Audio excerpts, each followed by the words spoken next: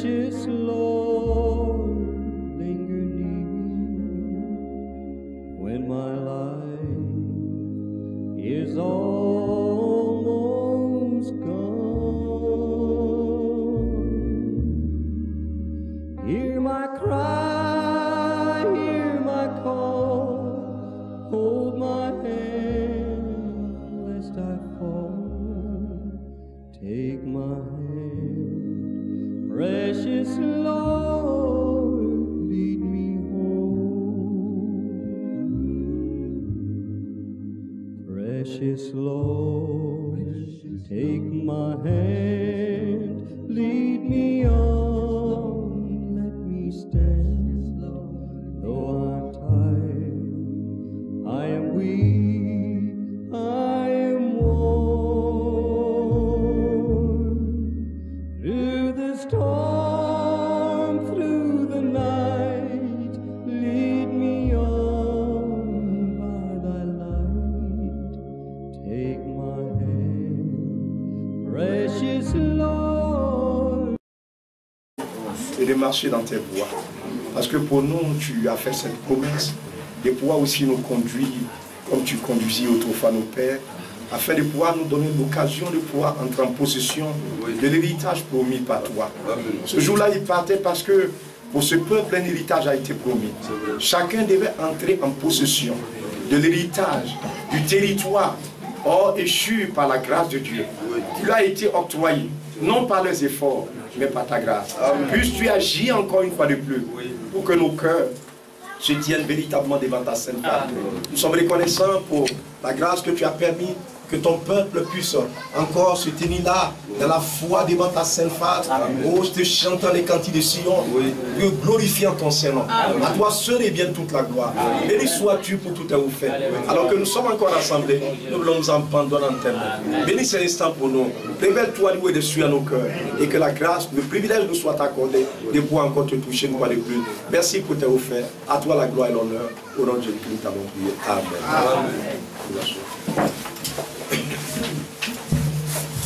Nous sommes une fois de plus reconnaissants véritablement notre Dieu pour la grâce et le privilège qu'il a pu encore nous manifester, de pouvoir avoir cette opportunité de nous tenir encore sur cette terre des vivants. Que Dieu puisse bénir tout un chacun de nous. Pour ma part, je suis reconnaissant au Seigneur pour la grâce qu'il me fait encore de pouvoir être de retour parmi vous. Vous savez, véritablement, j'étais allé de l'autre côté en France, et puis après nous sommes passés véritablement à Bruxelles aussi, vous voyez, mais grâce à vos prières, les choses se sont véritablement bien passées. Vous voyez, que ce soit en France, à Lyon, à l'île d'Abo, où notre frère véritablement Pascal se trouve, nous nous sommes retrouvés là avec tous les frères qui étaient venus un peu de partout, vous voyez, et véritablement, nous avons eu véritablement ces journées-là, nous avons passé du temps devant le Seigneur, vous voyez, et de là, par la grâce du Seigneur, nous sommes allés à Bruxelles. Quand nous avons fini le dimanche, le soir, nous sommes partis de Bruxelles à 17 h, à peu près 1 heure de vol, et puis nous sommes arrivés à Bruxelles à 18 h 35. Tous les bien-aimés vous saluent. Nous sommes passés dans le nom de notre Seigneur Jésus-Christ. Il faut dire que ça a été des moments de grande joie, parce que le peuple de Dieu, surtout à Bruxelles, vous voyez, attendait de pouvoir véritablement avoir ces instants pour que nous puissions aussi avoir la grâce de pouvoir communier véritablement avec eux. Ils m'ont vraiment sincèrement bien accueilli. J'étais vraiment dépassé, vous voyez, par tout l'accueil qui m'était réservé partout où je suis passé. C'était vraiment assez impressionnant. Vous voyez, comme le temps véritablement ne suffisait pas, tout le monde voulait m'avoir chez lui à la maison, mais c'était vraiment pas possible. On n'avait qu'un bref de temps. Vous voyez, le temps était presque insuffisant. Ça faisait que on sortait, et puis souvent quand on est trop rentré tôt, c'est à 2 h du matin. Les choses n'étaient vraiment pas faciles, donc je suis extrêmement fatigué. Les choses ne sont pas faciles, il fallait tout le temps véritablement bouger, partir ça et là. Même on allait à Bruxelles, on allait véritablement le mercredi à Charleroi, dans une assemblée qui se trouve à peu près à 56 km de Bruxelles. il y a une assemblée là-bas, le pasteur s'appelle le frère Vincent, et nous sommes allés là, vous voyez, pour aussi tenir la réunion, véritablement avec ses bien-aimés frères. Et véritablement, nous sommes rentrés tard, vers 2 h du matin, après la réunion.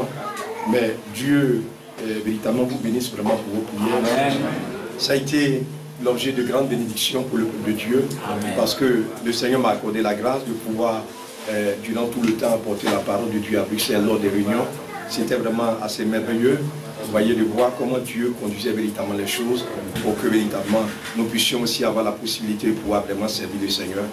Et véritablement, la grâce qui m'a été donnée de constater, c'est que ce peuple, vous voyez, il est assez important. C'est pourquoi à chaque fois j'en parle.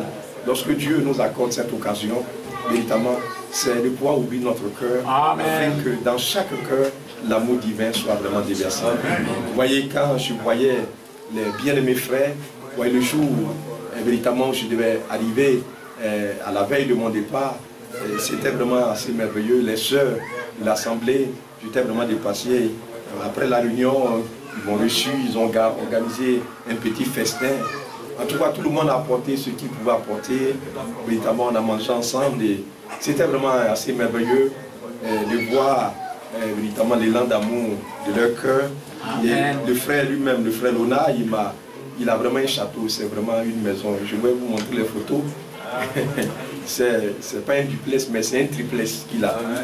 Et il a réservé une chambre spéciale pour moi, mais c'était pas possible.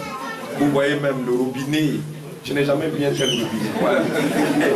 La première fois, mon frère, quand je suis rentré dans la douche pour aller me laver, je ne savais vraiment pas comment on manipulait ce robinet-là. Parce que c'est pas comme chez nous ici, on tournait, c'est des boutons. Frère, mais c'était terrible, il m'a fallu vraiment cogiter pendant longtemps avant que l'eau ne puisse sortir. C'était vraiment assez impressionnant. Mais vous voyez la douche, je n'ai jamais vu une douche pareille.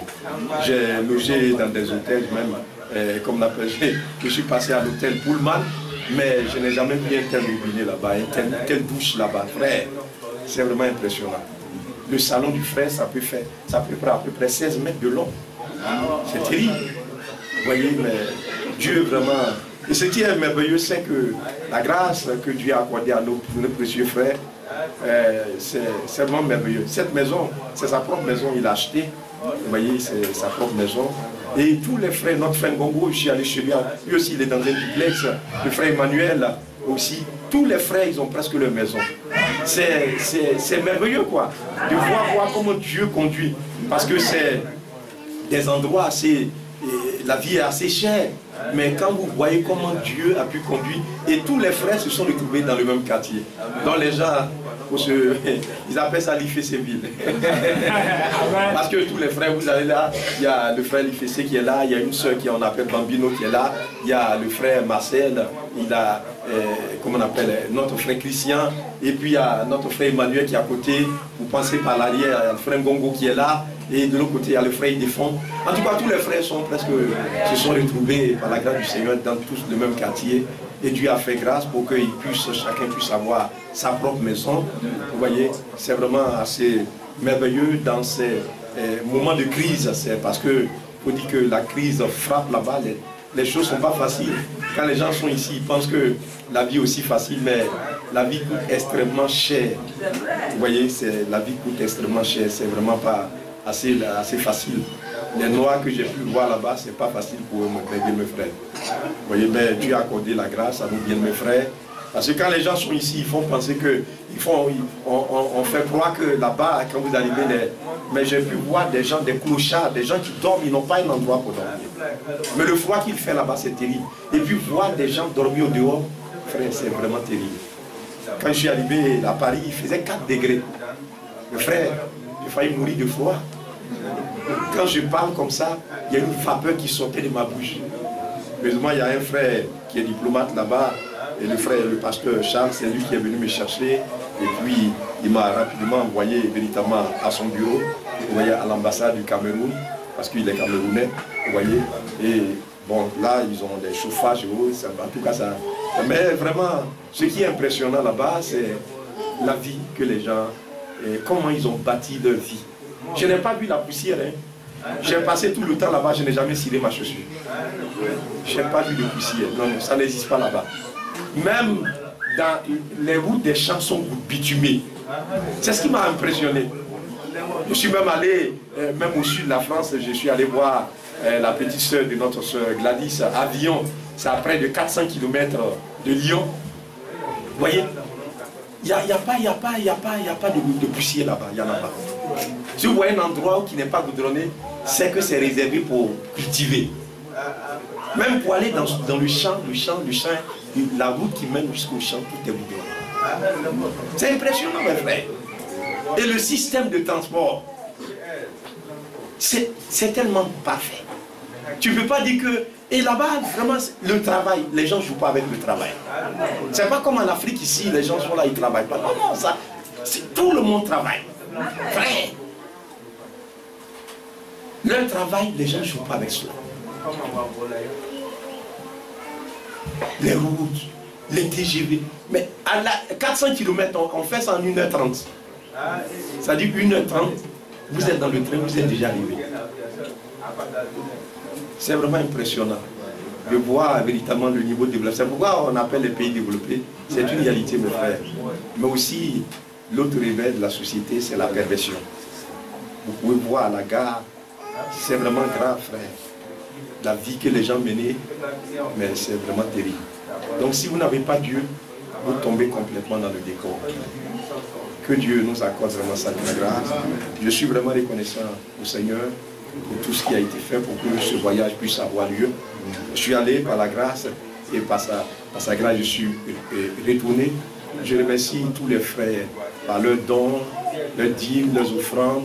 Vous voyez, même à la veille de mon départ, les frères sont passés à la maison véritablement pour encore apporter quelque chose pour qu'on puisse véritablement effectuer ces déplacements.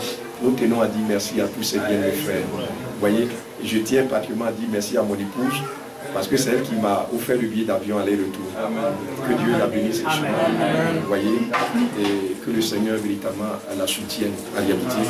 À un moment donné, quand j'étais en train de préparer le voyage avec toutes les difficultés, je voulais vraiment abdiquer. C'est elle qui m'a encouragé. Même quand j'étais là-bas, véritablement, parce que j'ai pris une autre caméra pour l'assemblée. Vous voyez, puisque la première caméra que nous avons été gâtée, bon, ça fait près de 300 €. Donc j'étais un peu à court d'argent, je l'ai appelée, elle m'a encore envoyé de l'argent. Que Dieu la bénisse, c'est vraiment riche. Vous voyez. Et je tenais véritablement aussi à vous dire merci par rapport à tout ce qui a été fait. Les enfants, quand je suis venu, m'ont rendu compte, en tout cas, tous les soins que vous avez apportés, vous voyez le matériel, tout ce que vous avez fait, le Seigneur vous rend cela au centuple. La petite même était tombée malade, mais véritablement les frères étaient là, les soeurs étaient là. Que Dieu vous bénisse vraiment pour tout cela. Et tous les frères, en particulier le frère Léonard, il vous salue véritablement. Il est vraiment épuisé le jour, véritablement, à la veille de mon départ, il n'était vraiment plus. C'était vraiment pas facile. Mais le Seigneur a accordé la grâce. Aujourd'hui, ils ont pu avoir, je vais vous montrer les photos, le centre missionnaire, ils ont pu avoir tout un immeuble. C'est vraiment impressionnant. Quand vous voyez le travail que Dieu est en train de faire dans cet endroit, c'est vraiment impressionnant. Là-haut se trouve le temple, mais tout le bas, il y a les bureaux, ils sont en train d'aménager, mais quand vous voyez, c'est vraiment impressionnant. J'étais vraiment dépassé. Et quand le frère Ngongo m'a pris pour qu'on visite le coin, vous voyez, c'est vraiment impressionnant. Je crois que on peut continuer de prier pour eux. Le Seigneur permettra qu'ils puissent même acheter le local là, pour que ça devienne véritablement pour eux. Parce que ça y est, en plein centre de Bruxelles, vous voyez, Dieu accordera vraiment la grâce pour que les choses puissent vraiment se passer ici. En tout cas, tous vous saluent.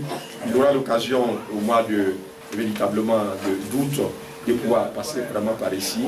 Et comme nous l'avons annoncé, le Seigneur accordera la grâce. Nous devons beaucoup prier pour lui, afin que véritablement le Seigneur le soutienne.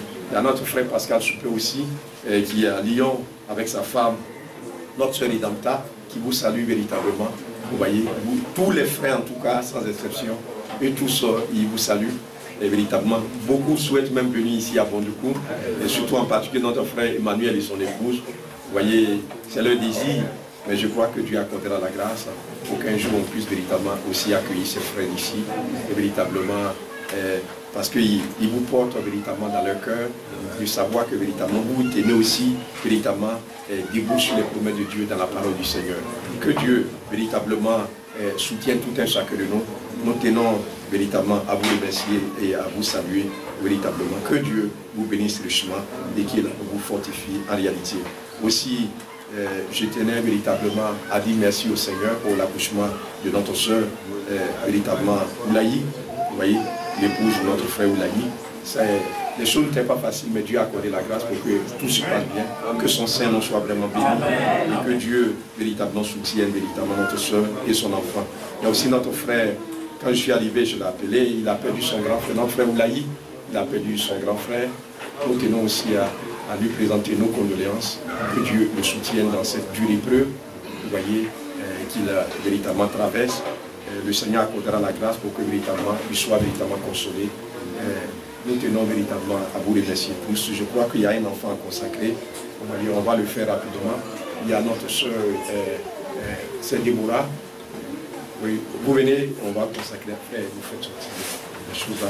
On va rapidement. On va surtout se tenir debout. Et puis, alors qu'elle vient avec l'enfant, on va certainement lire là dans véritablement.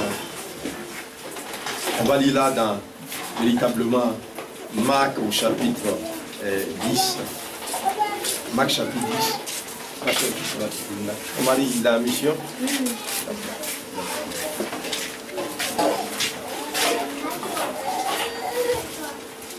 On va lire Marc chapitre 10. La Bible déclare là, verset 13. On lui amena les petits enfants afin qu'il les touchât. Mais les disciples reprirent ceux qui les amenaient. Jésus, voyant cela, fut indigné. Jésus, voyant cela, fut indigné et leur dit, laissez venir à moi les petits enfants. Ne les empêchez pas, car le royaume de Dieu est pour ceux qui leur ressemblent. Je vous le dis en vérité, quiconque ne recevra pas le royaume de Dieu comme un petit enfant, n'y entrera point. Puis, il les prit dans ses bras et les bénit, en leur imposant les mains. Donc, nous tenons à rappeler, ici, nous ne baptisons pas les enfants.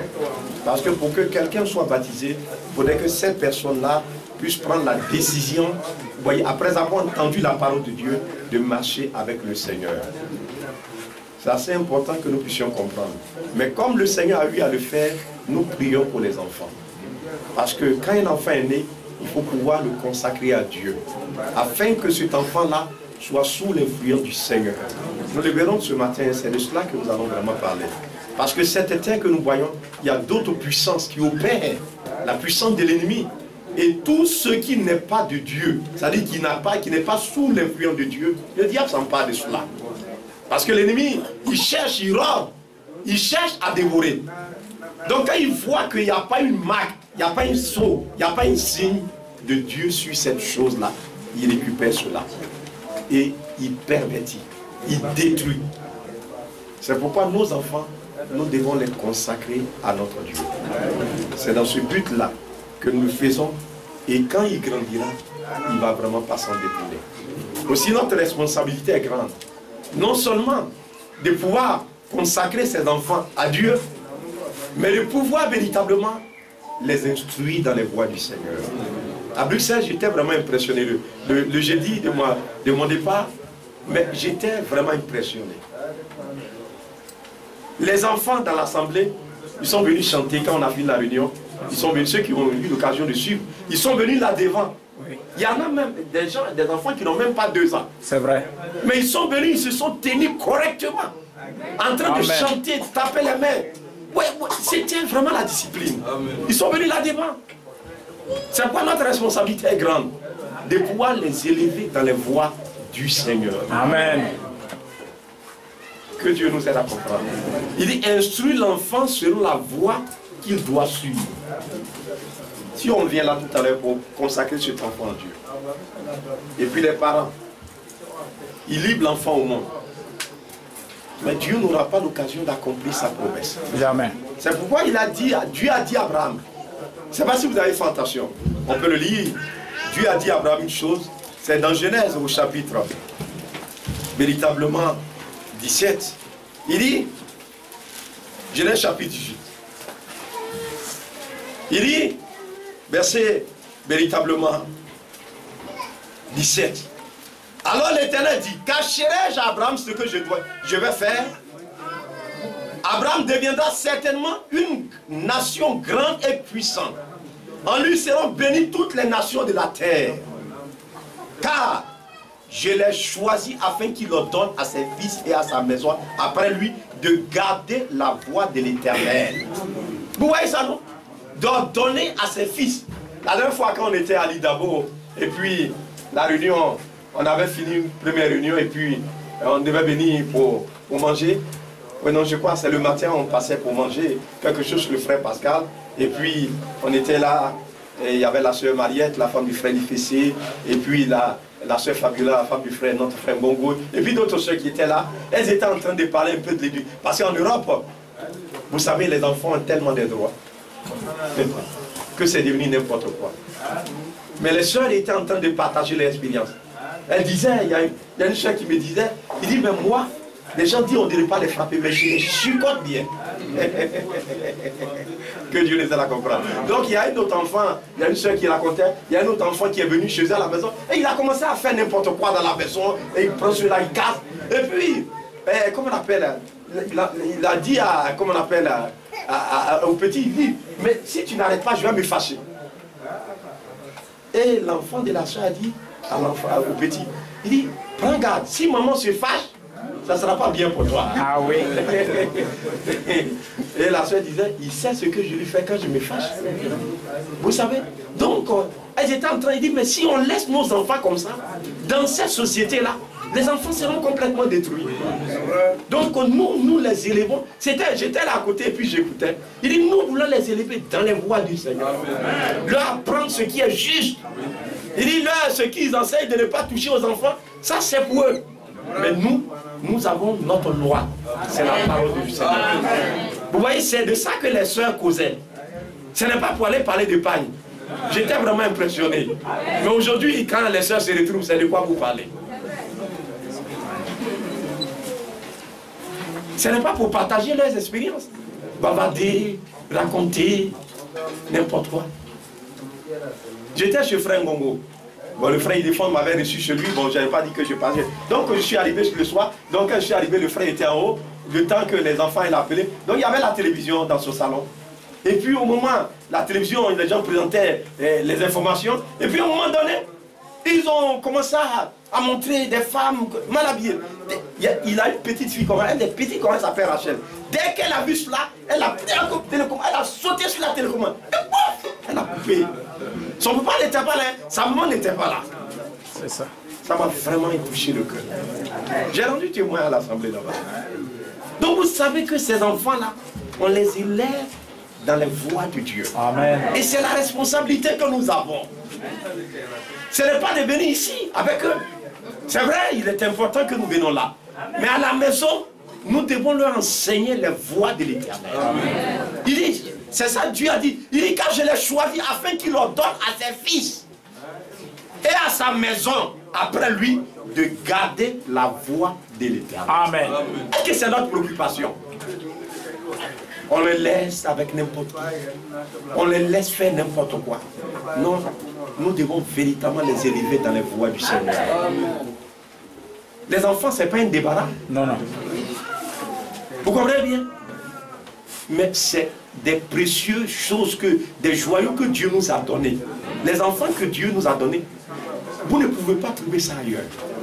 Donc nous devons en prendre soin, les élever dans les voies justes du Seigneur, afin que quand nous serons vieux, nous allons les voir continuer dans le même chemin que nous avons emprunté. De les voir continuer à servir le Seigneur, à marcher dans les voies justes. C'est assez important. Que Dieu nous bénisse. Véritablement, on va ensemble prier pour nous. Elle s'appelle comment? Rebecca. Dieu bénisse.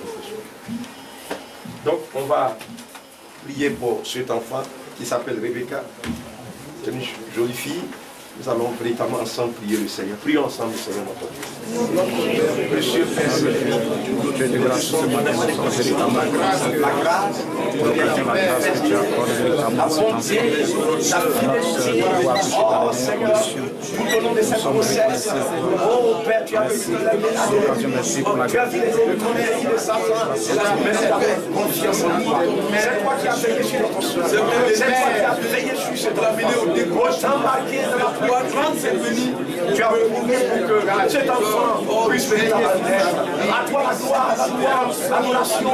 Nous sommes heureux de voir que c'est toi qui manifeste la terre.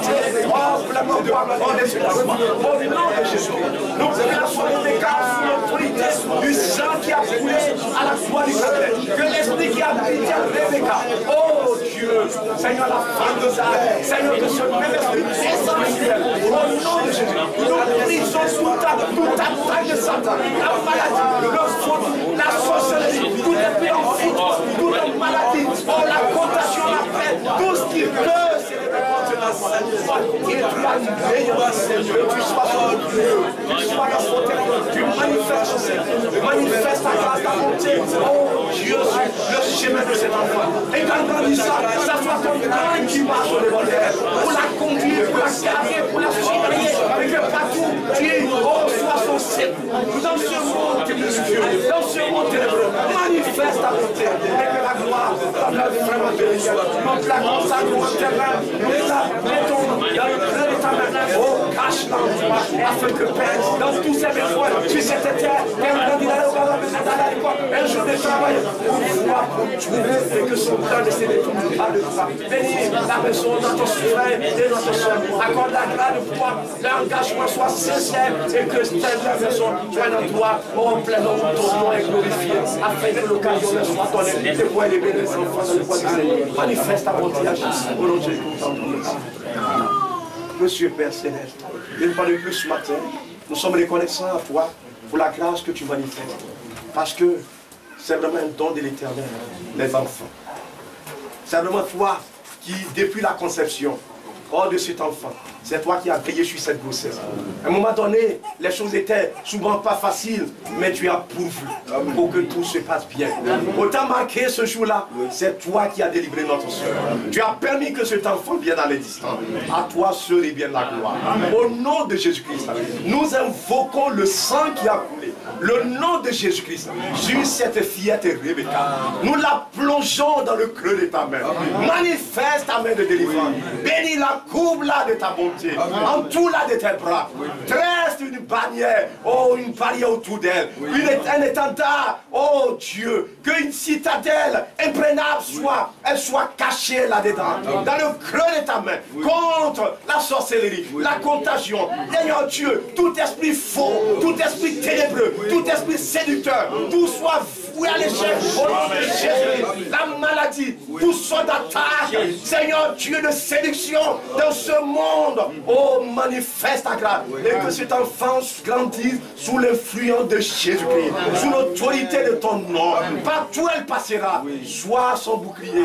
Sois son, oh Dieu, sa forteresse. Et que toi-même, tu as l'occasion de pouvoir pleinement secourir cet enfant, de marcher au-devant d'elle, afin que la gloire, l'honneur revienne à toi. Nous crions à toi. Implorons la riche bénédiction du ciel sur cette fillette. Bénis-la, fortifie-la, et que tu prennes soin d'elle dans les moindres détails, afin que partout elle aura besoin de toi, ton secours ne fasse jamais défaut.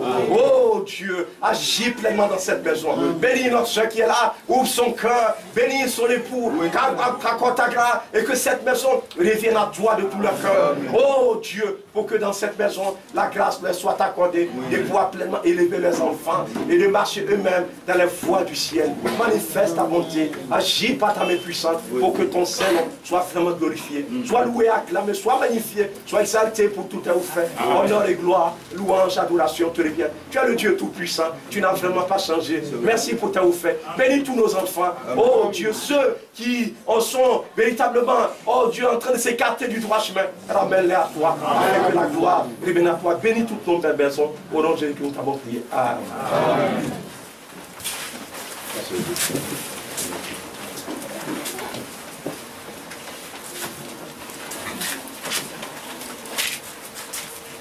Alors que nous sommes debout, nous allons pouvoir lire en même temps cette portion des Écritures.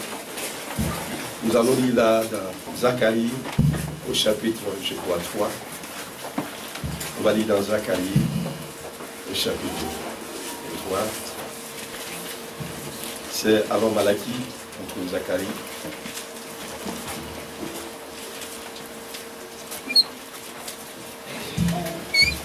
Zacharie, chapitre 3, nous allons lire à partir du verset 1.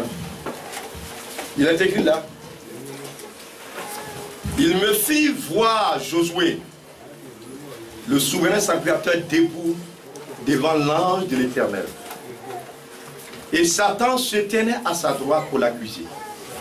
L'Éternel dit à Satan, que l'Éternel te réprime, Satan, que l'Éternel te réprime, lui qui a choisi Jérusalem. N'est-ce pas là un tison arraché du feu? Or Josué était couvert de vêtements sales et se tenait debout devant l'ange. L'ange prenant la parole dit à ceux qui étaient devant lui, ôtez-lui les vêtements sales. Puis il dit à Josué, vois, je t'enlève ton iniquité. Je te revêts d'habits de fête. Amen. Je dis, suivez bien, qu'on mette sur sa tête un turban pur. Et il mit un turban pur sur sa tête. Il lui mit des vêtements. L'ange de l'Éternel était là. Amen. Amen. Nous allons prier le Seigneur. Notre précieux Père Céleste, nous te sommes vraiment reconnaissants en toi pour toute la grâce et la bonté que tu manifestes encore à notre endroit, d'avoir cette opportunité de lire cette portion des Écritures. Oh Dieu, bénis chaque frère et chaque soeur. Amen. Merci pour la grâce que tu nous fais ce matin. Merci. Et pour être rassemblés autour de toi. Ta parole est source de vie. Qu'elle puisse pleinement se révéler dans nos cœurs. Amen. Et que la vie près de toi nous soit manifestée. Amen. Bénis ces instants, conduis-nous pleinement au nom de Jésus-Christ. Amen. Amen. Que Dieu nous bénisse. Il est vraiment assez important, bien mes frères et sœurs, alors que nous marchons sur cette terre, que la grâce nous soit vraiment accordée, de pouvoir en réalité saisir le but que Dieu veut atteindre avec chacun de nous. Le but visé véritablement par Dieu, c'est véritablement de pouvoir voir cette opportunité merveilleuse, véritablement que voyez, nous avons de pouvoir nous approcher de ce Dieu vivant. La grâce que ce Dieu nous accorde de pouvoir véritablement sortir des voies véritablement non frayées et de pouvoir avoir l'occasion d'être conduit par ce Dieu-là. Quand vous voyez là, l'état dans lequel était ce homme, Josué le souverain sacrificateur, la Bible déclare qu'il était complètement habillé en haillons. Des habits sales, c'était son état. Complètement en haillons. Quand vous voyez l'état dans lequel il se tenait. Et puis Satan se tenait là pour l'accuser. Et c'est ça le but de Satan. Cette saleté, c'est lui qui conduit les hommes à vivre là-dedans. Et dès que vous vous trouvez dans un tel endroit, le but de Satan, c'est de pouvoir vous accuser. Il vous blague. Il vous attire. Et puis lorsque vous tombez là-dedans, Satan se met là pour vous accuser des Dieu. Mais la grâce qui a été manifestée, c'est que quand vous lisez attentivement, il y a un peuple là. Il dit, verset 2, que l'Éternel te réprime, Satan. Que l'Éternel te réprime. Lui qui a choisi Jérusalem. Ce que nous devons pouvoir voir, c'est le choix que Dieu opère chaque fois. Quand nous l'avons lu tout à l'heure dans Genèse chapitre 18, il dit, il a choisi Abraham. Il allait dans cette maison et Dieu a fait sortir Abraham. Il était païen. Il adorait les idoles. Mais Dieu est allé dans cette maison pour le faire sortir de cet endroit-là. Et c'est toujours le choix que Dieu oppose. au Père. Il dit que l'Éternel te réprime. Lui qui a choisi Jérusalem, n'est-ce pas là un tison arraché du feu? Vous voyez, quand on met les bois dans le feu, ça commence à brûler. Donc c'était presque en train de finir. Ça allait devenir quoi? De la cendre. Mais ce morceau de bois là, Dieu l'a arraché comme un tison. Alléluia. Et quand vous regardez actuellement, c'est notre état. La condition dans laquelle chacun de nous s'est retrouvé. Vous suivez attentivement. Nous étions complètement, presque au bord de la faillite. Si on peut le déclarer ici pour les entreprises. Complètement sans espoir. Regardez cette femme. La femme au bord du puits que le Seigneur a rencontrée. Regardez dans quel état le Seigneur a rencontré cette femme. Elle était complètement trempée. Une prostituée. Ce n'est pas vrai? Regardez cette femme.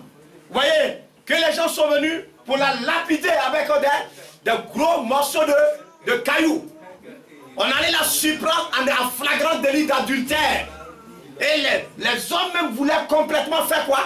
Les hommes voulaient tuer cette femme. Heureusement que la grâce de Dieu s'est manifestée dans la vie de cette femme-là. C'est ça, mes bien, mes frères. Au moment où véritablement la chose, on devait la tuer, alors qu'elle courait, c'est en ce moment-là qu'elle sort sur un chemin où le Seigneur se retrouve là. Les hommes en face avec leur caillou. La femme se tienne là, le Seigneur assis là. C'était fini pour elle. Parce que dans son esprit, au moins elle fuyait. Elle voyait déjà sa mort. Parce que ces hommes étaient prêts à lapider cette femme pour la détruire complètement. Parce que sa vie était misérable. Mais regardez ce secours que Dieu va manifester. C'est pourquoi, mes frères, nous ne devons jamais jouer avec la grâce de Dieu. Non, non, non, non. Vous ne pouvez la comparer avec quoi que ce soit. Elle est exceptionnelle.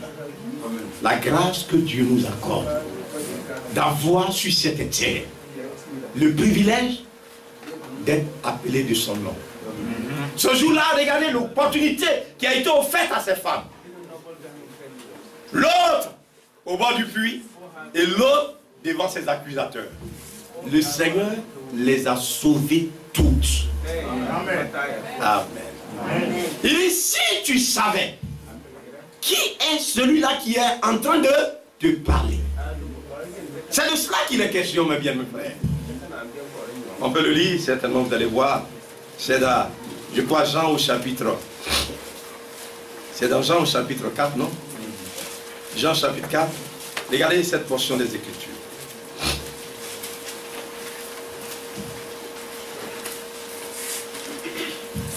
Verset 10. Jésus lui répondit, si tu connaissais le don de Dieu, et qui est celui qui te dit, donne-moi à boire, tu lui aurais toi-même demandé à boire, et il t'aurait donné de l'eau vive.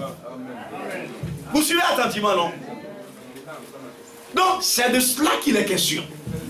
On peut souvent venir là, mais ne pas réaliser la grâce que Dieu nous accorde. La grâce que Dieu nous accorde de pouvoir être conduit en sa présence. Ce Dieu tout-puissant était assis là. Vous suivez attentivement, non? Le Dieu du ciel était là. Mais il fallait que les yeux de cette femme s'ouvrent pour qu'elle puisse savoir que c'est le Dieu qui donne la vie. C'est quoi il dit?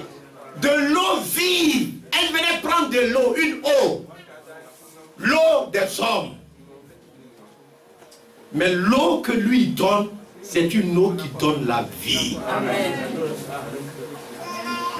Vous suivez attentivement. Quand vous allez en Europe, vous voyez des très belles choses. Je suis allé, je vais vous montrer les images, à Paris. Je suis allé jusqu'à côté de la Tour Eiffel. Frère, quand vous regardez, c'est impressionnant. Je n'ai pas pu monter parce que on était pris par le temps. Mais sans vous avez l'occasion de monter, frère, vous voyez toute la ville de Paris. C'est tellement haut. Il y a une rue qu'on appelle la rue des Champs-Élysées. Parce que c'est la rue qui conduit au palais présidentiel. Mon frère Charles, il m'a fait emprunter cette voie. On allait. Frère, vous voyez les boutiques qui sont là. Souvent, on voit les habits avec des marques dessus, des griffes dessus. Ces boutiques-là sont là, à Paris. Et ce n'est pas n'importe qui peut payer un habit là-bas. Vous pouvez payer une veste là-bas, ça peut coûter près de 5 millions, une seule veste. Oui, ça c'est vrai. Et le monsieur, il se tasse, il dit, moi, j'ai acheté, parce que c'est pas à n'importe quel endroit, moi j'ai acheté ma veste à telle boutique qui se trouve sur la rue des Champs-Élysées. Quand tout le monde voit ça, il vous respecte.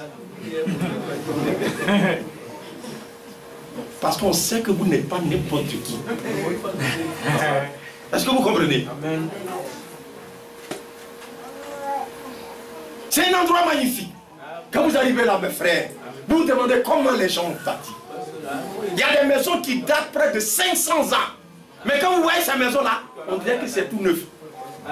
Mais si c'est en Afrique, ici, on a tout gâté. Notre spécialité, c'est de détruire l'Afrique. Vous voyez comment les gens prennent soin. Ils entretiennent ces choses-là. Mais ce sont des choses qui ne peuvent donner la vie. Est-ce que vous comprenez bien? Les gens vont aller acheter des vestes qui vont coûter près de 5 millions. Mais il va porter. Mais ça ne peut pas lui donner la vie. Jamais, jamais. Son état va se déprimer. Sa condition va se devenir lamentable. Il y a mon frère Emmanuel qui me racontait, quand j'ai vu ces clochards qui dormaient là, un jour, on a vu un clochard, un monsieur qui dormait là. Frère, mais quand on a récupéré ce monsieur, on allait fouiller dans son compte. Frère, il avait plein d'argent sur son compte. Mais à un moment donné, il était désespéré dans la vie. Il a préféré tout abandonner pour venir dormir là, dans la rue. Il ne sait ce qu'il va faire de sa vie. Il a plein d'argent. Maison, il en a. Mais il vient dormir là, dans le froid. Il est comme fou. Vous comprenez bien, non? L'argent ne peut pas donner la vie. On dit c'est un pays développé, c'est vrai. Mais si vous êtes là-bas, vous ne pouvez pas avoir la vie. Mais il y a une grâce qui a été accordée. C'est que Josué s'est retrouvé dans une présence. C'est ce que nous devons prendre conscience. La grâce que Dieu nous accorde d'être en sa présence. En tout cas, quand moi j'étais là-bas, c'est à cause des frères que j'étais heureux d'être là-bas. Sinon, j'étais pressé de rentrer. Parce que la nourriture qui se mange là-bas, je n'ai jamais bu. C'est l'eau seulement que je buvais. Les autres frères africains, je les voyais. Oh, donnez, give me drink. On met coca, ceux-ci ils boivent. Et puis un jour, on était avec, je dormais avec le pasteur Albert Pini. Il vous salue beaucoup. Amen. Je dormais dans la même chambre avec lui. Donc, il m'a demandé, mes frères, mais j'ai constaté que tu ne bois pas les choses là aussi. J'ai dit, mon frère, c'est un poisson, c'est dangereux. Il dit, ah, c'est vrai ça? Ah, merci docteur. Que Dieu nous aide à comprendre. Donc depuis ce jour-là, lui aussi il a commencé à ne pas boire. Je dis, mais tu vois toutes ces choses, on ne sait même pas ce qu'il faut avec. Frère, vous boivez une pomme, ça vaut comme ça, frère. Et quand les frères africains ils boivent ça, ils sont contents. Je suis là, je les regarde. Que Dieu nous accorde ça. C'est une réalité. Je mangeais très peu, mais je buvais beaucoup d'eau. C'est tout ce que je faisais. Vous voyez le poulet, frère. C'est n'importe quoi. C'est tout ce qu'ils ont là-bas. Pour pouvoir manger du poisson, il faut être très riche. C'est quand je suis arrivé à Bruxelles, la femme de Fred faisait là, j'ai pu manger les feuilles de manioc. Elle m'a préparé un typiquement africain. Je dis, ah, c'est là que j'ai commencé à bien manger. Elle m'a fait du poisson avec du riz, avec feuilles de manioc. Mais là, le jour-là, j'ai bien mangé. Parce que le frère lui a dit, ah lui là c'est un Africain, il n'aime pas notre manger là, donc il faut lui faire manger africain. Donc elle a fait le marché, dès qu'on a arrivé net, elle a vraiment bien préparé. Oui. Mais c'est de cela qu'il est question. La grâce que Dieu nous fait, de pouvoir véritablement avoir l'opportunité. Vous comprenez bien mes frères, cette opportunité d'être véritablement conduit dans sa présence. Dans la présence de ce Dieu-là. Quand Josué a eu cette grâce, l'ange prenant la parole, Zacharie chapitre 3, il dit à ceux qui étaient devant lui, ôtez-lui les vêtements sales. Vous suivez attentivement. Nous avons des habits sales. Amen. Vous n'avez pas fait attention. Vous connaissez les habits sales? Je ne sais pas si vous avez une fois vu quelqu'un qui coupe Bangui. Les habits qu'il porte pour aller couper Bangui là. Parce que quand il s'en va charger le Bangui, au moins il vient là, ça fait sur lui. Et ces habits là, souvent il ne lave jamais. Quand vous le rencontrez, moi, on a eu le cas quand on était petit, on les rencontre sur la route des gens. Frère, quand il passe à côté de vous, mais ça sent. On est obligé de faire comme ça. Et c'est ça. Les habits sales. Quand quelqu'un a un mauvais caractère, c'est ça. Vous allez voir, vous êtes propre. Ce matin, je peux dire monsieur. Mais au-dedans, il y a un sale caractère qui est en toi. Ça, c'est vrai.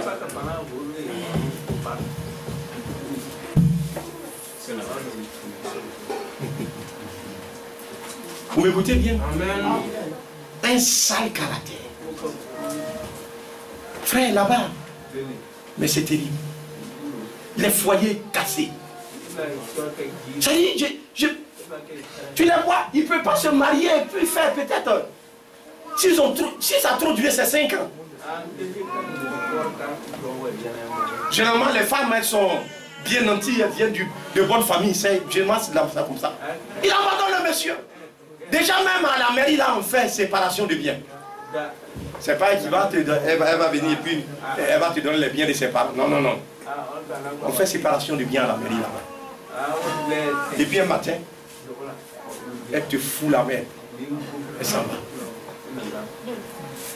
Et vous voyez le monsieur, il est devenu un clochard. Il n'a rien. Et souvent, si le monsieur a commis une petite faute à la justice, on arrache tous les biens, on donne au monsieur. Est-ce que vous suivez ça? Parce que là-bas, les gens ne jouent pas. Si elle s'est rendue compte que tu as fait une petite erreur, elle saisit la justice tout de suite. Et puis c'est fini pour toi, mes bien. Que Dieu nous aide à consacrer. C'est ça.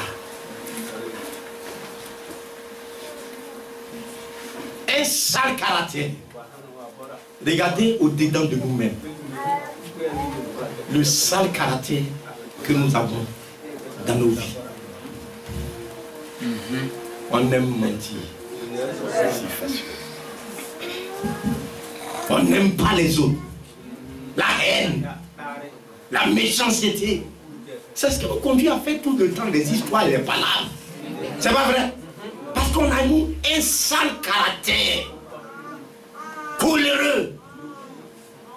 Menteur. Voleur. Il y a mon épouse qui me racontait une histoire hier quand on venait. Une dame qui travaille. Elle allait voler dans leur service là-bas. Elle est mariée, elle a des enfants. Hein. Elle allait voler. Et elle a mélangé tout comme si ce n'était pas elle. Heureusement que c'est la police criminel qui est venu. Ils sont venus, ils ont pris les documents qu'elle a eu à toucher. Ils sont allés voir les empreintes. Ils ont pris les empreintes de tout le monde. On a dit que c'est elle là qui a volé. Le directeur l'a renvoyé en même temps. On l'a renvoyé. C'est une voleuse. Tu as une femme comme ça à la maison. Elle vole. Il y a beaucoup comme ça. Hein? Elle vole. Il y a des femmes qui sont mariées qui volent. C'est pas malheureux. C'est-à-dire, depuis son enfance là, elle a grandi avec cet esprit-là. Et c'est une voleuse. Il y en a leur à faire des palabres. Quand elle est fâchée, écoutez-moi attentivement. Il y a des femmes. Si elle rentre dans le quartier là, vous savez qu'elle est là. C'est vrai. Vous me suivez, non? Dès qu'elles vont déménager pour arriver dans le quartier, elle va nyami tout le quartier tout de suite. C'est vrai. Parce qu'elle va là, elle s'en fait trouver. Elle dit, tu es ici. La voisine qui est là, avant qu'elle soit allée la voir, elle dit, achète un médicament pour t'empoisonner. Elle dit, hé, ma camarade, c'est elle qui fait ça. Merci. Elle s'en trouve. Elle dit, toi, tu es ici. La femme là-bas, je suis allé te retrouver.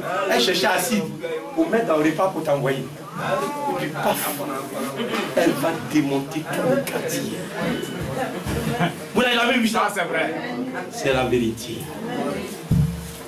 Mais si quelqu'un doit rester vivre ainsi jusqu'à mourir, c'est dommage. Ce n'est pas les femmes seulement. Hein. Les garçons, il y en a aussi qui volent. C'est une réalité. Même dans mes services. Dans mon bureau, les gens nous avaient donné des machettes pour que les enfants prennent pour nettoyer les choses. Les gens ont volé toutes les machettes. Ce n'est pas les enfants. Ils n'entrent pas là-bas. Ils ont volé les machettes une à une pour partir à la maison. Ils rentrent là-bas net. Le directeur, j'ai besoin de quelque chose. Tu lui donnes la clé, il rentre là-bas net. Allez, s'il voit qu'il prend, il met dans sa poche. C'est des voleurs. Des grandes personnes qui volent. Je dis, mais qui fait ce travail dans l'école ici? Un jour, on a attrapé un là. Il a volé, il l'a mis dans sa classe. Il est venu emballer ça. Un jour férié pour partir à la maison. Oui, ça fait honte une grande personne qui vole. Mais c'est un voleur. Il y en a comme ça dans les services. Hein. C'est quoi que vous avez quelque chose, fermez ça bien. Il a accès à votre bureau, il va voler tout là-bas. C'est vrai. C'est vraiment dommage. Je suis allé dans le service de ma femme la dernière fois avant que ne pas. Mais ils ont un magasin, ils ont plein de trucs, d'électricité. Mais les gens volaient un à un. Ramasser tout.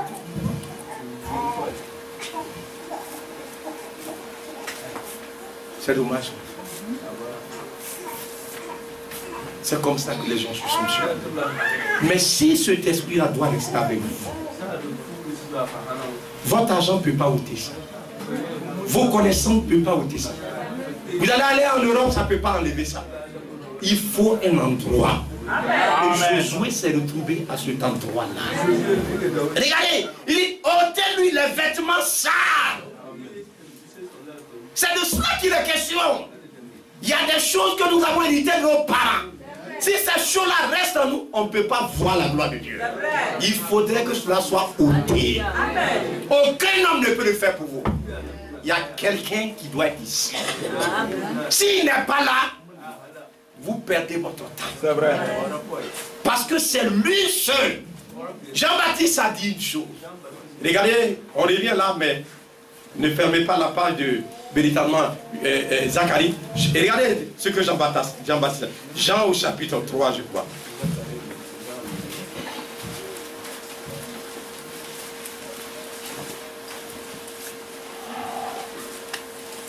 Jean au chapitre 3.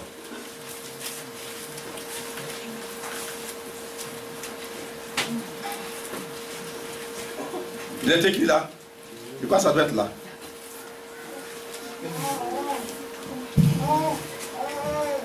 Oh, Mais ça doit, le passage que je cherche, je crois que ça doit. Attends, je vais vous trouver ça peut-être dans Matthieu, on va voir là-bas. Excusez-moi.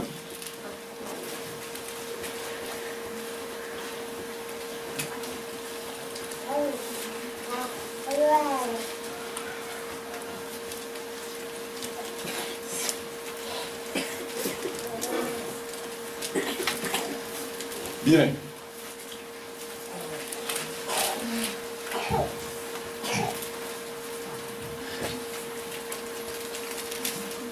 C'est Jean chapitre.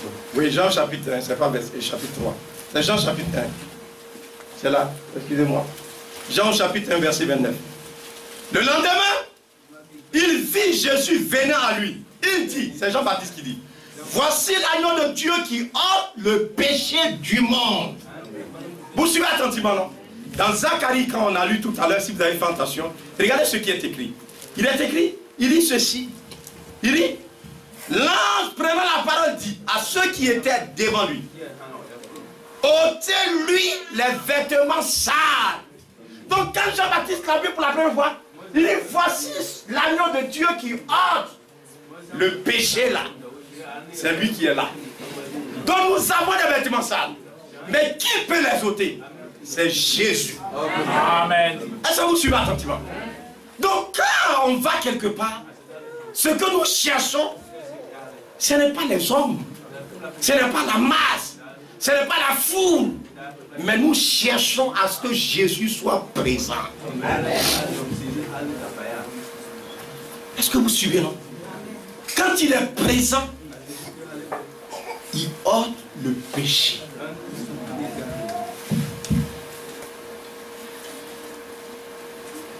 Vous suivez attentivement, mes bien-aimés frères. Quand lui, il est présent, il ôte votre péché. Ôtez-lui les vêtements sales. Puis il dit à Josué.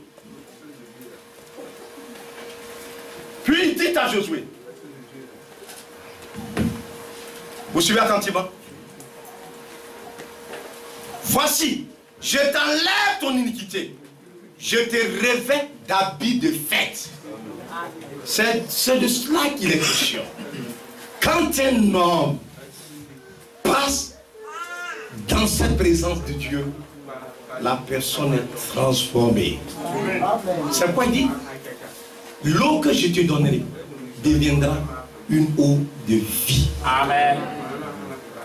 Amen.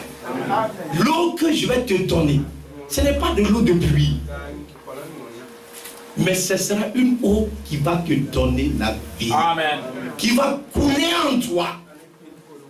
Et c'est cette grâce, cette opportunité de savoir que nous sommes ramenés dans cet endroit. D'être dépouillés de nos aïeux, de nos vieux habits, notre sale caractère, la vie que nous avons héritée de ce monde, de nos parents. Vous suivez attentivement. Quand vous vous retrouvez dans un tel endroit, c'est merveilleux.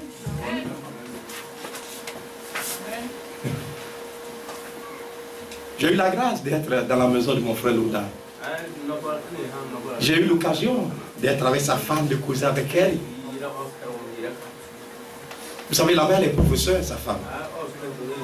Mais quand vous la voyez à la maison, c'est merveilleux, c'est plus. Prendre soin de sa maison. C'est une réalité. Il faudrait que nous soyons transformés. J'ai rencontré son fils, Jacob, il vous salue beaucoup. Amen. Et sa femme, la soeur Déborah. C'est une femme, elle est blanche. Je vais vous montrer sa photo. Et ses parents sont très riches. Là-bas, pour qu'une blanche se marie à un noir, une femme blanche. Et puis elle a des parents très riches. Mais là-bas, elle est très jeune. Là-bas, c'est les pantalons qu'il porte. Mais elle s'habille, la jupe là. Vous la voyez, ça descend jusqu'à là en bas. C'est merveilleux. Le jour où je venais, on a quitté à la maison à 5h30. C'est eux qui sont venus. C'est Jacob, il avait son véhicule. Il a venu me déposer avec sa femme comment on appelle, à la gare du midi. Ils ont pris mes affaires. Je l'ai regardé. J'ai dit, non frère, il faut laisser. On s'est porté ça. Ils sont montés jusqu'à on est monté au quai. J'ai dit de partir à la maison. J'ai dit non, tant que mon train ne va pas bouger, ils ne vont pas partir à la maison. Ils sont restés là. Frère, j'étais impressionné. Quand on venait, son mari était en train de conduire, elle était à l'arrière. Et puis elle a vu que Jacob était un peu allumé, donc il était en train d'éternuer. Donc rapidement, elle avait des pochettes, elle a sorti et puis elle lui a donné. Et puis il a dit merci. Mais tu sens que les deux s'aiment, frère. Ça, c'est vrai. Vous comprenez? Mais aujourd'hui, vous voyez un homme et puis sa femme. C'est pour les points qui va sortir dedans. Ils vont faire 30 minutes ensemble comme ça. Ce qui va sortir là, c'est pas pour hein. C'est pas malheureux ça. Et les gens ne prennent pas conscience. À coup d'attaquer. Les gens vont faire pas là. Ça c'est vrai. Que le Seigneur nous accorde sa grâce. Parce qu'on ne veut pas nous approcher de ce Jésus-là. Pour que notre sale caractère là soit ôté. Si c'est ôté, frère, vous devenez comme des frères et des sœurs. C'est vraiment un merveilleux frère. Je suis allé, mon frère Emmanuel, bon, vous ne le voyez pas souvent, c'est lui qui s'occupe pour qu'on puisse voir les choses. Donc lui, il est caché, il a une salle là, il est caché là-bas. C'est lui qui s'occupe de tout ce qui est informatique. En tout cas, c'est mon ami personnel. Je suis allé, c'est lui qui m'a pris, vraiment, le Seigneur lui a fait, il a beaucoup d'enfants. Donc le Seigneur lui a accordé la grâce. La soeur me rendait le témoin, comment ils ont peur pour avoir la voiture. Il a une voiture, ça a fait 9 places. Une Volkswagen. Tout neuf. Il dit, mes frères, mon frère, ton frère que tu vois, je voulais acheter un véhicule d'occasion. Mais voilà, Dieu m'a donné un véhicule tout neuf. Parce que là-bas, on ne peut pas, les enfants, vous ne pouvez pas vous asseoir devant le véhicule et puis vous attrapez votre enfant sur votre poitrine, ça ne se fait pas là-bas. Si on vous attrape, on vous met en prison. Parce qu'on dit, vous voulez tuer l'enfant. Dès qu'il y a un choc, tu vois, il y a des soeurs, ils sont devant le véhicule et puis ils prennent l'enfant, c'est pas bon. Dès qu'il y a un choc, l'enfant, il va. Et vous allez tuer l'enfant. Mais si tu dis ça à un Africain, une soeur africaine qui va monter, il dit, le frère ne veut pas que je monte dans sa voiture. C'est vrai. Alors que c'est pas, c'est vraiment, donc ça seulement, je suis d'accord avec eux. Ils ne jouent pas avec la vie. Vous voyez un enfant, il est en train de traverser. Vous devez automatiquement vous arrêter. Si tu ne t'arrêtes pas, la police te prend. Toi, tu es mort. Mais ils savent ça. Si tu veux, il faut rouler comme tu veux. Mais là-bas, il y a, comment on appelle, les radars là. C'est comme on appelle, comment ils appellent ça? C'est pas les hommes qui sont arrêtés là, cachés quelque part. Non. C'est, comment ils appellent, je sais, j'oublie un peu le nom. Dès que vous arrivez là, ça vous flash. Si vous avez dépassé la vitesse là, si tu veux, il faut partir. Ils vont t'envoyer la menthe chez toi à la maison. C'est vrai. Ça, ton numéro sort, où tu habites, tout va sortir dans la machine. Tu es à la maison, on tape et puis on va payer la main. Si tu ne vas pas payer, tu vas voir. Là-bas, on ne joue pas là-bas. Donc quand tu as des enfants, il y a comme des choses comme des poussettes. Mais il n'y a pas les roues. Tu achètes ça, tu mets l'enfant dedans, tu l'attaches bien bon. Tu attaches en bas et tu attaches ici. Il est couché dedans. C'est en ce moment que tu peux transporter un enfant. Sinon tu ne peux pas prendre un enfant, là, tu vas les tenir comme ça. Et puis on rentre les parties et puis on joue à l'enfant devant la voiture. On fait pas ça.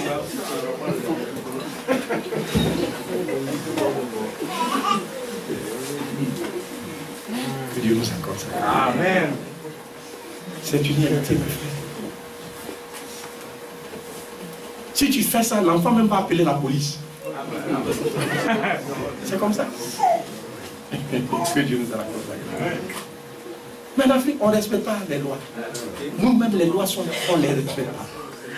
C'est ça qui fait qu'on a des problèmes, frère. si on prenait soin de respecter les lois, nos sociétés aussi pouvaient s'organiser, puisqu'on a tout ici. C'est ici, ils viennent chercher pour aller. Le bois comme ça, pour voir quelqu'un faire maison à un bois. Mais il faut être riche. Mais nous, on a tout ici. Cadeau. Mais c'est là qu'on est malheureux. Parce qu'on ne veut pas respecter la loi. C'est vrai.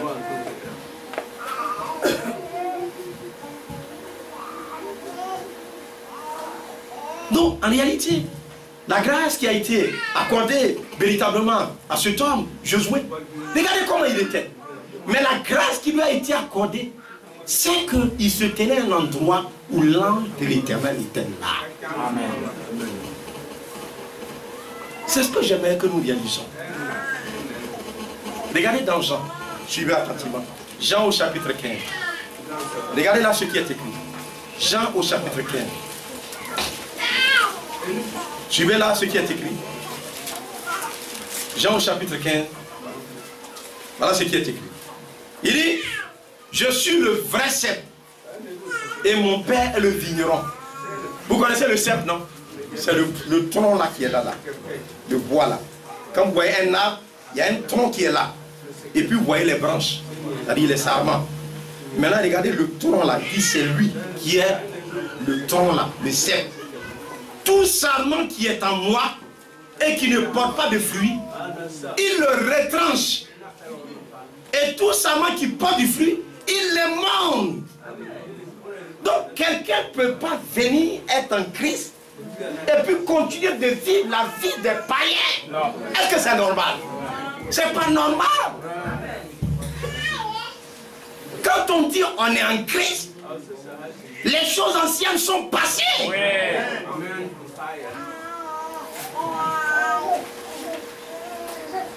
On a un cœur vrai, un cœur pur.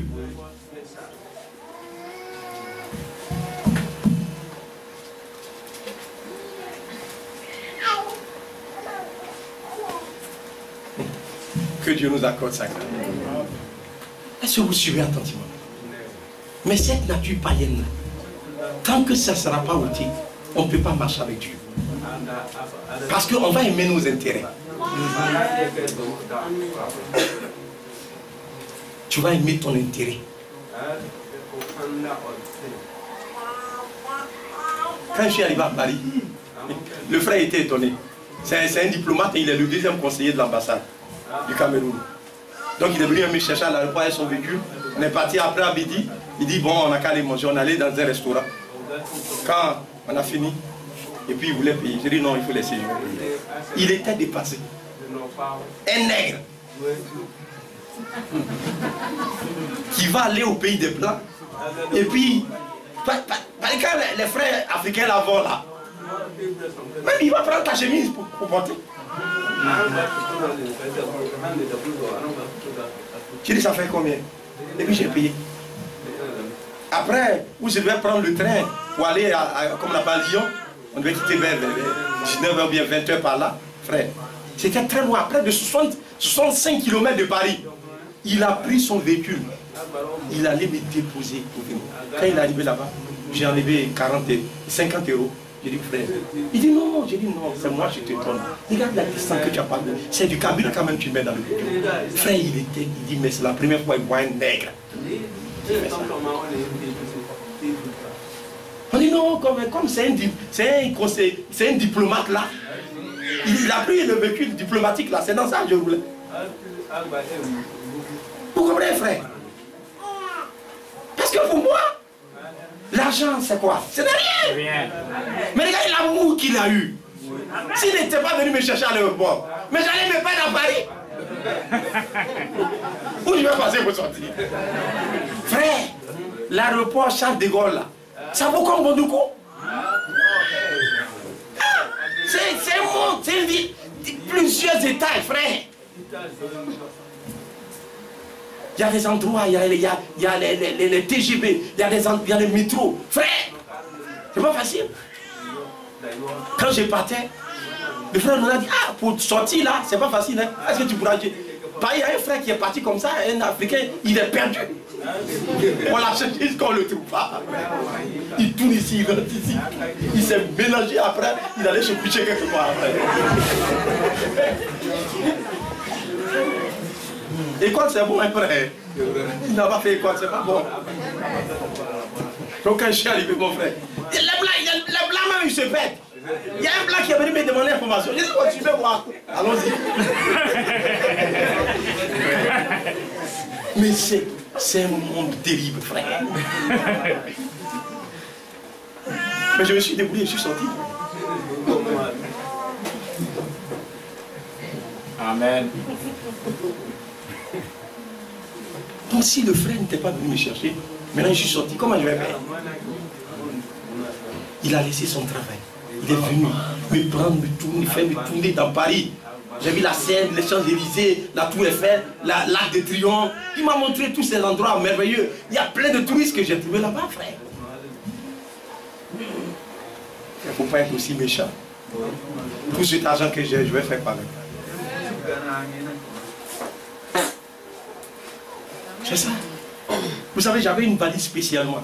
J'ai envoyé plein de trucs, la nourriture, des trucs qu'on ne trouve pas là-bas.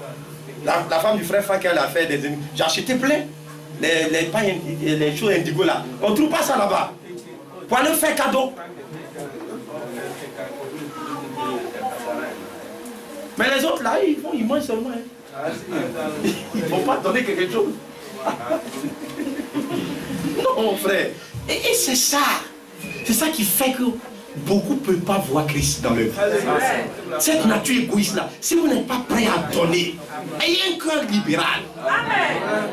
Amen. Je ne sais pas si vous comprenez bien. On va dire non, le frère là, lui, il est bien. Non, il ne faut pas faire ça. Ce que Dieu te met à cœur de le faire, fais-le. Et tu obtiendras aussi ta récompense.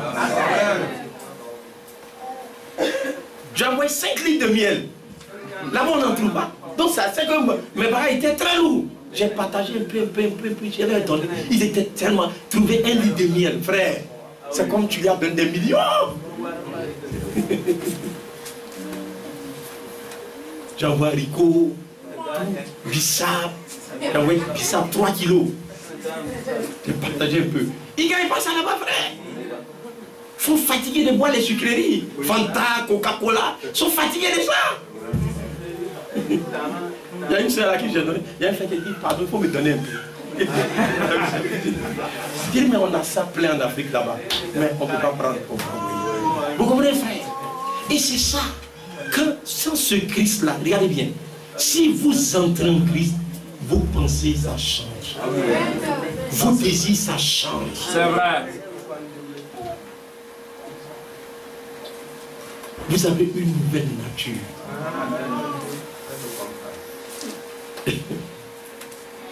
Mais j'étais impressionné. Les blancs frères, on ne va jamais les atteindre. Il y a un frère là, il est venu le dernier jour là. Il est venu, on avait prié pour lui, et puis le dernier, on lui est venu. Il est venu, il dit, frère, je vais te voir. J'ai dit, il y a quoi? Il dit, bon, je vais te voir. Je dis, bon, il dit, bon, j'ai quelque chose là. Je ne sais pas si je peux te... Tu vas accepter de prendre? J'ai dit, c'est quoi? Frère, il a lâché. Je n'ai pas apporté la chaussure là encore. Une chaussure, frère. J'ai dit, ça c'est pour moi. C'est pour toi. Il dit, pardon, frère, il faut prendre pardon. Frère. C'est beaucoup d'argent. Ça, on ne peut pas payer ça ici. Hein.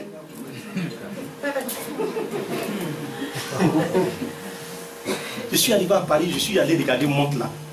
Montre que frère Léonard m'a donné là. Une année là. Frère, ça fait 600 €.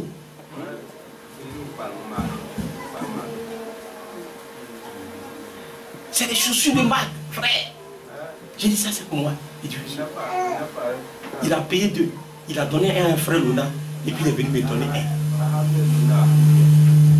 Non mais les frères là, frère. Il ne voulait même pas que je vienne ici encore. Hein.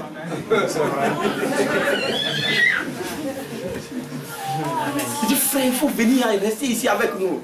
Il dit, non, je ne veux pas rester ici avec vous. C'est vrai, ici est bon, mais je ne veux pas rester ici avec vous. Que Dieu nous donne.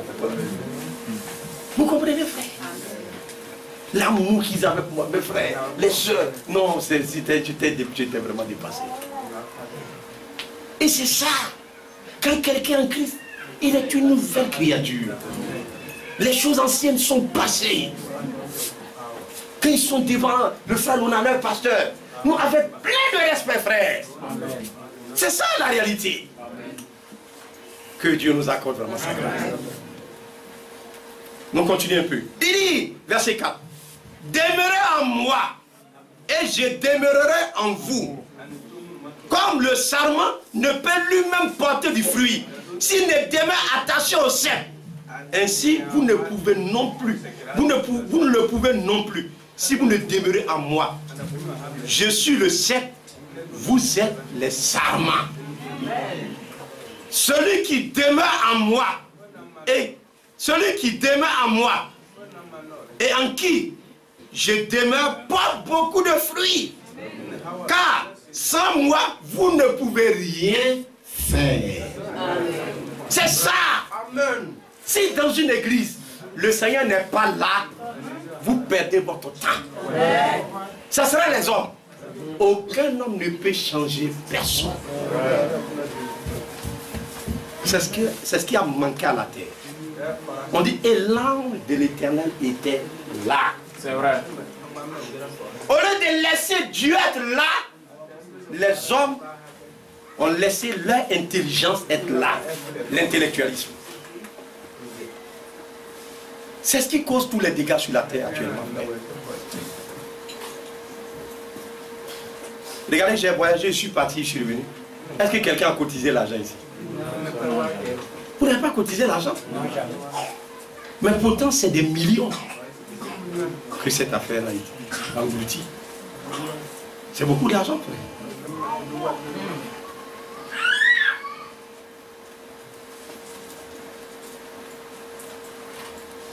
Où est les déplacements dans les localités aller venir, frère? C'est l'argent qui... Là-bas, ils ne jouent pas avec l'argent. Hein. Ça coule. Que Dieu nous accorde ça. Quand le Seigneur est là, ce n'est pas l'homme, mais c'est lui-même qui nous conduit.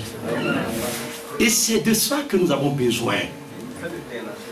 Regardez, je vais vous lire un témoignage. C'est dans le livre de, je crois, Néhémie. Néhémie, c'est après les livres des chroniques, hein, vous allez trouver, comment on appelle, Esdras. Et puis après, vous trouvez le livre de Néhémie. Suivez là. On va finir tout à l'heure parce que je suis moi-même fatigué. Il faudrait que je me repose un peu. Si demain on doit pouvoir reprendre. Néhémie, au chapitre véritablement 8. Néhémie chapitre 8, regardez là.